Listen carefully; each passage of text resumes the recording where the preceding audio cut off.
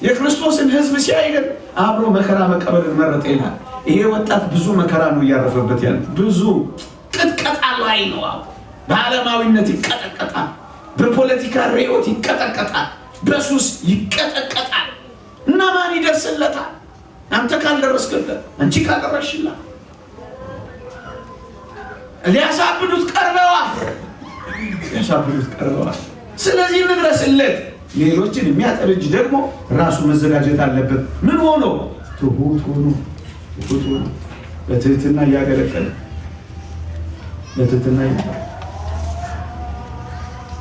አራተኛው ነጥብ ዝግጅት ያስፈልጋል።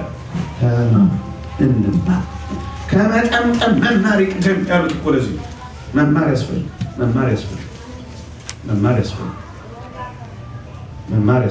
እያንዳንዷን ነፍስ ማስተማር ያስፈልጋል። መልክዓ ነፍስን ተመልክቶ ማስተማር፣ የነፍስ ባለጠግነትን ተመልክቶ ማስተማር ያስፈልጋል። ጌታችን በማስተማር ነው የሚኖረው። ለዚህ ደግሞ መዘጋጀት ያስፈልጋል። መጽሐፍ ታነባላችሁ? እህቶች ታነባላችሁ? ላይብረሪ አለ? ላይብረሪ አለ የለም? አንዱ አለ አንዱ የለም ይላል። ችግር አለ ማለት ነው።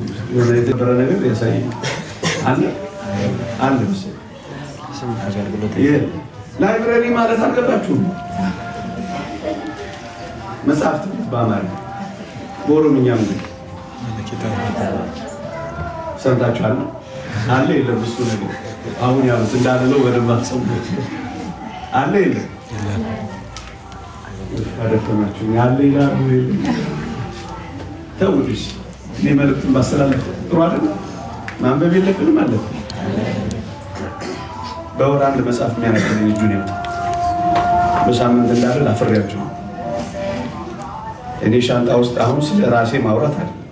ለእናንተ ልናገር ለማስተማር የግድ መዘጋጀት የለብኝ። 2 መጽሐፍ ይዤ ነው የመጣሁት።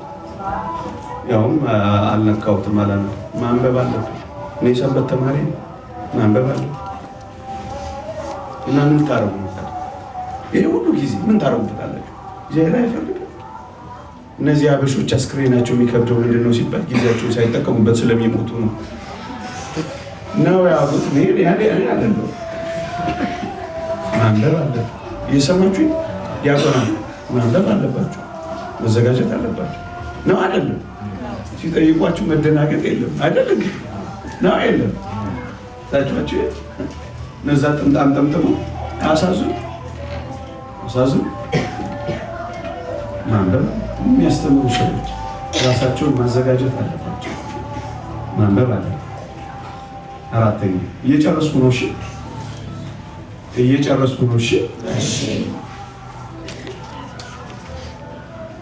ሌላ ጉባኤ ስላለ የአገልግሎት እና የመንፈሳዊ ትልቋ የማዕዘን ድንጋይን ደግሞ ልንገራችሁ። እሷ ምን ትመስላችኋለች? የፊልጵስዩስ መልእክት ምዕራፍ 2 ከቁጥር 2 ጀምራችሁ አንብቡት። በተለይ በአገልግሎት ውስጥ የምንኖር የህይወታችን መርህ መሆን ያለበት ይሄ ቃል ነው። ቤት ስትገቡ አንብቡት። ምን ይላል? በጌታችን በመድኃኒታችን በኢየሱስ ክርስቶስ ዘንድ የነበረ ይህ ሐሳብ በእናንተ ዘንድ ደግሞ ይሁን። እርሱ በእግዚአብሔር መልክ ሲኖር ሳለ ከእግዚአብሔር ጋር መተካከልን መቀማት እንደሚገባ ነገር ሳይቆጥር ራሱን ባዶ አደረገ ይልና አሁን ወደኛ ክርስቶስ ከባህሪ አባቱ ከአብ ጋር እኩል ሆኖ ሳለ በእግዚአብሔር መልክ ሲኖር ሳለ ራሱን ዝቅ አደረገ ይልና አንተም ይላል ባልንጀራ ካንተ ይልቅ እንዲሻል በትህትና ቁጠር ይላል። ባልንጀራ ካንተ ይልቅ እንዲሻል በትህትና የአገልጋይ ትልቁ መርህ ባልንጀራው ከሱ ይልቅ እንዲሻል በትህትና መቁጠርና ማመን። ወንድምህን አስበልጠው ነው። በቃ ወንድምህ የተሻለ እንደሆነ አስበው። ይሄ ምንድን ነው? ትህትና። የተወደዳችሁ ክርስቲያኖች አገልግሎት ትህትና ከሌላ ህይወት የሌላት አገልግሎት ነው። ደግሞአል ከሁሉ በላይ እግዚአብሔር ደግሞ ደስ የሚያሰኘው የአገልግሎት ህይወት የትህትና ሕይወት ናት። ባልንጀራ ከራሱ ይልቅ ከአንተ ይልቅ እንዲሻል በትህትና አገልግሎት። ከኔ ይልቅ ወንድሜ ይቀድስ፣ ከኔ ይልቅ እህቴ ትቀሽረው፣ ትወርበው፣ ትቃኘው፣ ከኔ ይልቅ እገሌ ያስተምር፣ ከኔ ይልቅ ወንድሜ ይሻላል። ይህ የክርስትና መርህ ነው ወገኖቼ። በዚህ ውስጥ ጸብ የለም። ወንድምህን በማስቀደም ውስጥ ንትርክ የለም። እኔ ልደመጥ በማለት ውስጥ ጸብ አለ። ወንድሜ ይደመጥ በማለት ውስጥ ግን ጸብ የለም፣ ንትርክ የለም። እየሰማችሁ በጣም ጸጥታም የሆነው ከኔ ይልቅ ወንድሜ ይሻላል ብዬ ለወንድሜ ማስቀደም ስጀምር ነው ወገኖች። ይህ ዓለም የሚጣላው በምን ይመስላችኋል? ንገሩኝ፣ በሞቴ በምን ይመስላችኋል?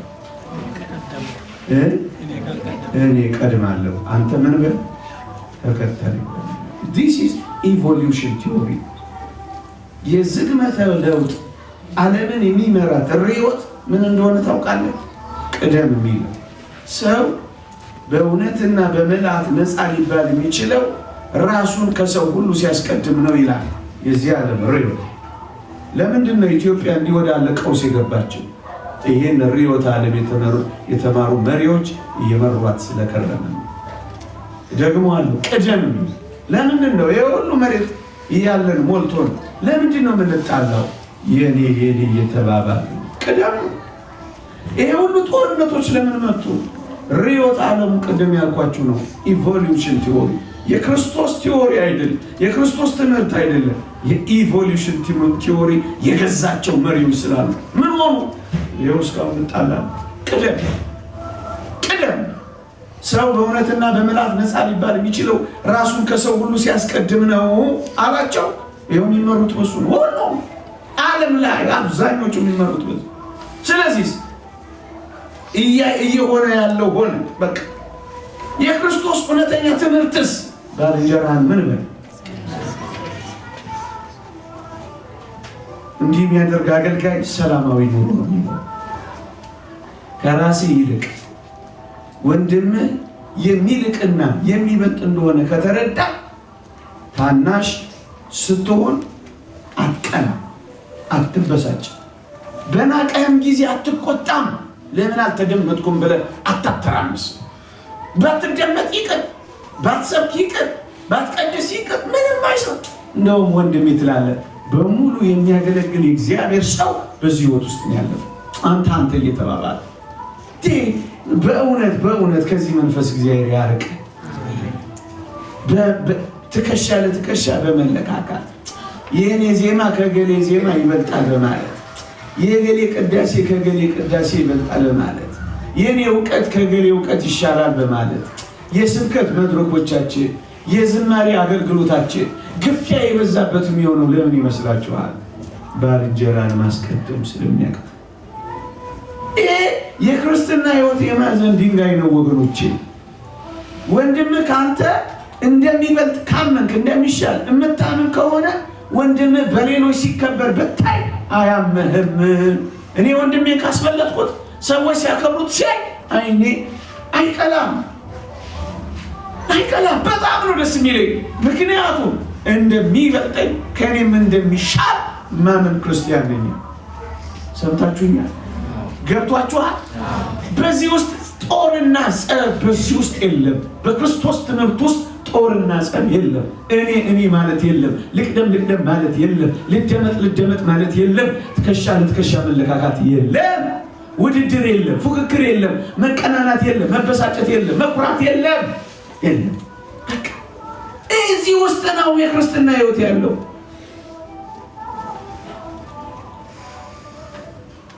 ታላቅ እንደሆነ ከተረዳህና ካመንክ ወንድሜ በናቀ ጊዜ የትዕግስት ኃይል ታገኛለህ። አትቆጣ። የሚያም ነገር አይኖርህም። በጣም ሰላማዊ ደስ ነው እንደው ቢልህ ደስ በጣም ትፍነቀነቃለህ። ለምን? ባልንጀራ ካንተ ይልቅ እንዲሻል በትህትና የምትቆጠር ክርስቲያን ነህ። በትህትና ቁጥር። ለትህትና አብነት ያመጣው ክርስቶስ ከአባቱ ጋር ከአብ ጋር እኩል ሆኖ ሳለ ዝቅ ሲል አልከፋውም፣ አልተበሳጨም። አየህ፣ የክርስትና እምነት በተለይ የአገልጋዮች ዋና የማዕዘን ድንጋይ የምትባለው ይህች ናት ወገኖች፣ ይህች ናት። አደራችሁ ለምን ቆራቢ አትሆኑ? ትህትና ከሌላችሁ አትጸኑ። ደፍሬ ልናገር፣ በትዕቢት ውስጥ የእግዚአብሔር ጸጋ ስለሌለ ማለት ነው። እግዚአብሔር ለትሑታን ጸጋውን ይሰጣል፣ ትዕቢተኞችን ግን ያዋርዳል ተብሎ ተጽፏል። ትዕቢት በክርስትና ሕይወት ውስጥ ቦታ የላትም ወገኖች። እግዚአብሔር ትዕቢተኞችን የተወደደች ቅድስት ድንግል ማርያም ለምን የዚህ ሁሉ የጸጋ ግምጃ ቤት ለሆነች ይመስላችኋል? የባሪያይቱን መዋረድ ተመልክቷልና። ታላቅ አገልጋዩ ስትሆን ባሪያው ነኝ ብላ የጮኸች ይህችን አስደናቂ አገልጋይ ተመልክቷል። ኩራት የለባት። የገሊላ የናዝሬት ወደ ኤፍሬም ከተማ ወደ ኤልሳቤጥ ስትሄድ እኮ ሰርጓ ቁጥርና ተራራውን ሸለቆውን የተጓዘችው የጌታዋ እናት ሆና እኮ ሳለ ነው። ሁሉ ወደ እርሷ ሊመጣ ሳለ ወደ ሁሉ ሄደችው የትህትና እናት ስለሆነች ነው። ማን ሆነች ነው አንቺ የምትኮሪ? ማን ሆነ ነው አንተ የምትኮፈሰው? በሙሉ ተመልከታቸው እግዚአብሔር የሚያገለግሉትን አመድና ትቢያ ስሆን ይላል አብርሃም። አመድ ከእግዚአብሔር ጋር ቃል በቃል እየተነጋገረ አመድና ትቢያ ሆኖ ሳለ አንተ እግዚአብሔርን አንድ ቀን ተናግረው እንኳን ተናግረህለት የማታውቀው ምንድን ነው የሚያስኮፍሰን? አቤት ኩራት! እኔማ አፍራለሁ በእውነት። እንዴት ያሸማቅቅ! በዚህ ህዝብ መካከል መቆማችን እንዴት ያሸማቅቅ! ያለ ትህትና ሰይጣን ድል አይነሳም። ስለዚህ አገልግሎታችንን በትህትና ሸክፈን ልንይዛት ይገባል። እየቻልን እንደማንችል ማድረግ እየቻልን እንደማንችል ሌሎችን በማስቀደም አላውቅም በማለት ስንለመን ብቻ እኔ ማለትን ማስወገድ፣ ልቅደም ማለትን ማስወገድ፣ በትዕቢት መታጀልን ማስወገድ፣ መኮፈስን ማስወገድ። አደራችሁ ቤተክርስቲያን እየቆሰለች ያለችው በውጭ ካሉት በላይ በውስጥ ያሉት ናቸው እያቆሰሏት ያሉት ትዕቢተኞች። እኛ ማለት ነው ሌላ እኮ አይደለም። ሌሎችንም ምን እንዳይመስላችሁ። የአገልጋዮች የማዕዘን ድንጋይ የሆነ ሕይወት ያለው እዚህ ቃል ውስጥ እንደውም ፓትርያርክ ሽኖዳ አንድ አስደናቂ ቃል ይናገራል። እንዲህ ይላል፣ ከወንድሞች ጋር እንደ ልጅ በሞት ይሱን፣ ከወንድሞች ጋር እንደ ልጅ ከልጆች ጋር እንደ ወንድም ሆነ ኑር ይላል። ከኔ እኩል ከሆኑ ከብላቾቼ ጋር ከተመሳሳይ ወንድሞቼ ጋር እንደ ልጅ እንድኖር ዝቅ ብዬ እንድኖር፣ ከልጆቼ ጋር ከታናናሾቼ ጋር ደግሞ እንደ ወንድም እንድኖር ነው የሚመው። እንደሱ ሆነ አስብ። እኔ እበልጣለሁ፣ እኔ ልደመ፣ እኔ አይሰራም ወገኖች፣ አይሰራም። የሰማችሁ አደራችሁ። በዚህ መካከል ስትፎካከሩ፣ በዚህ መካከል ስትወዳደሩ፣ በዚህ መካከል ስትቀናኑ፣ በዚህ መካከል አንዳችሁን ስታሳጡ እንዳትገኙ። መጥቀም ጠቃሚ አድርገን መቀየር እንጂ አንዳችንን ስንጎዳ እንዳንገኝ። ሰይጣንን የሚያሸንፈው ትህትና፣ ትዕቢትን የሚያሸንፈው ትህትና፣ ሰይጣን የሚሸነፈው በትህትና ብቻ ነው። እንዳትረሱ። ሰይጣንን የሚያሸንፈው ትህትና።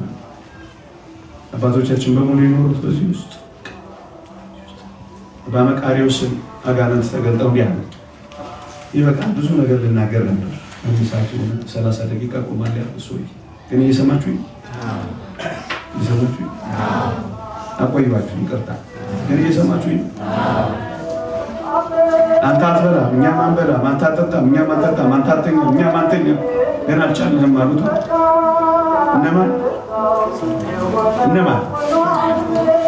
አጋንንት መቃርዮስ። ከዛ በምን እኔ ያልቻላችሁኝ አላቸው።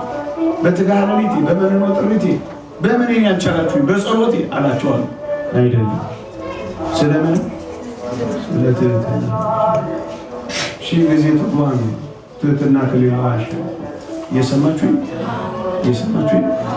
ሌላው ግን አደራ መቼ አገልግሉ እግዚአብሔርን። የመጨረሻ ምክር የሆነሽ ብታረጁ፣ ብትደክሙ፣ ብታገቡ፣ ብትወልዱ እሺ እግዚአብሔርን በማገልገል ተጠመዱ። ምንም ብትሆኑ ባለጸጋ ብትሆኑ ድሃ፣ በከፍተኛ ማዕረግን በተናቀም በየትኛው ማዕረግና ሕይወት ውስጥ ነው አደራቸው እግዚአብሔርን በማገልገል። እሱ አብርሃም 99 ዓመት ሆኖ ሥላሴ ሲገለጡለት ራሱ ነበር እንደ ልጅ ይወጥ የነበረው። አላረጃችሁም። ነገ አታረጁ። ሁል ጊዜ ክርስቲያን አገልጋይ በእግዚአብሔር ፊት ትኩስ ማደራችሁ። ካሌብ በ40 ዓመቱ በ80 ዓመቱ ያው ነው። ሁሌ ያገለግለዋል። ሁሌ አገልጋዩ አትለወጡበት። እግዚአብሔር ስትወልዱ አትቀየሩበት። የሆነ ነገር ሚስት ባል ስታገኙ አትቀየሩበት። እግዚአብሔር የሰማችሁ ምንም ነገር ብታገኙ በእርግጠኝነት ልንገራችሁ እግዚአብሔር የሚተካከል የሚወዳደር ምንም ነገር በዚህ ምድር ላይ አታገኙ። እንደ ኖህ መርከብ ሰራተኞች እንዳትሆኑ። የኖህ መርከብ ሰራተኞች መርከቢቱን ይሰራሉ፣ ግን ያሳዝናል። ወደ መርከቢቷ አይገቡ። ያሳዝን። ይገባል፣ ይሸቅላል።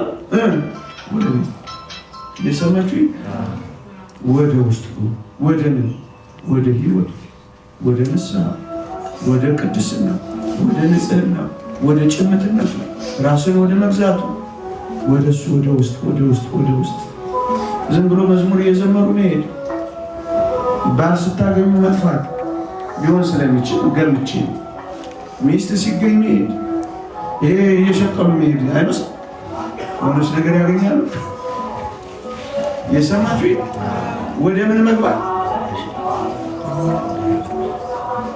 እንደነው መርከብ ሰራተኞች ሸቅሎ መሄድ አለን። ወዴት መግባት? ወደ መርከብ። ተከተኳችሁ ቆየ። ሌላ አገልግሎት ስላለ ስለደከመኝ ነው። እናንተንም ላለመድከም ነው። ወጣ ብላችሁ ረፍላችሁ ትመጣላችሁ። አትመጡም ማለት በኋላ እኮ ማለት ነው። እዚህ እኮ አይደለም ማታ ወደ ምሕረት አትመጡም ወይ? እግዚአብሔር ከሁላችን ጋር ይሁን።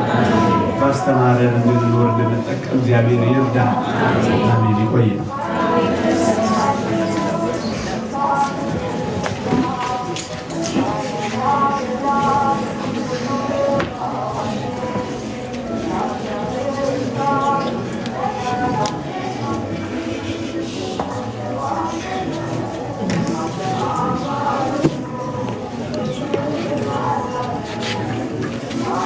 በመምህራችን ላይ ያለውን ያስተማረን የመከረን የገሰጸን የአባቶቻችን አምላክ ቅዱስ እግዚአብሔር ዘላለማዊ ስሙ የተመሰገነ ይሁንልን። ለመምህራችን ቃለ ሕይወት ያሰማልን፣ ቃለ ሕይወት ያሰማልን። አሜን። ጸጋቸውን አብዝቶ በቤቱ ያቆይልን። እንግዲህ እጅግ በጣም ግሩም የሆነ ምክር፣ ትምህርት፣ ተግሳጽ ሰጥተውናል። ወደ ስራ መቀየር የእኛ ፋንታ ነው ማለት ነው። እግዚአብሔር እንዲፈቅድ ከመምህራችን ጋር በሌላ ጊዜ እግዚአብሔር እንደፈቀደ መጠን መገናኘታችን ስለማይቀር ያኔም የበለጠ እንማማራለን። አሁን አረ ሳልዋይ ችግር የለውም የኔ እናት ልጆቹን ላለማመድ ብዬ ነው። እሺ